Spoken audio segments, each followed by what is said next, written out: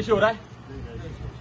आज आपण आलेलो आहे जिल्हा पुरवठा अधिकारी माननीय वैशाली राजमाने मॅडम यांच्याकडे. एक गंभीर विषय जो आता नाही गेल्या महिन्यापासून आहे, असं कित्येक वर्ष झालं. सीएनजी पंप आहे, त्या पंपावरती रिक्षावाल्यांना सेपरेट लाईन मिळत नाहीये. सीएनजी एक तर कमी प्रमाणात असतोय. फोर व्हीलर गाड्यांच्या लाईनमध्ये गेले तर 4 ते 5 तास थांबायला लागतं रिक्षावाल्यांना. त्यात इमर्जन्सी पेशंट असतात, शाळेची मुलं असतात, किंवा एखादा रुग्ण असतोय, किंवा त्यांचं जे 4-5 तास त्यांचं जे तिथं रांगेमध्ये थांबून त्यांचं जे नुकसान होतंय ते कुटुंबावरती जाते. म्हणजे त्या कुटुंबाचं जर कमवलं तर तो घरी येऊन चालेल. त्या संदर्भातलं एक निवेदन आपण माननीय मॅडमला दिलेलं आहे.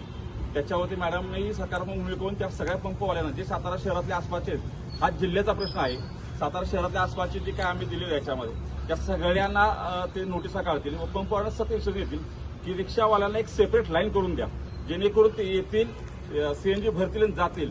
त्यांचा कुठल्याही तुमचा कुटुंब परिणाम होणार नाहीये, कुठल्या रिक्षावाल्यांचा शाळेच्या ह्याच्यावरती परिणाम होणार नाहीये, किंवा रुग्णाला त्याचा त्रास भोगावा लागणार नाही. अशा आशयाचं एक निवेदन आम्ही दिलेलं आहे. तर मॅडमने त्याच्यावरती तात्काळ कारवाई करतो म्हणले. याच्यावर रक्षक प्रतिष्ठान हा आवाज संपूर्ण सातारा जिल्ह्यामध्ये उठवेल एवढं सांगतो. जय महाराष्ट्र.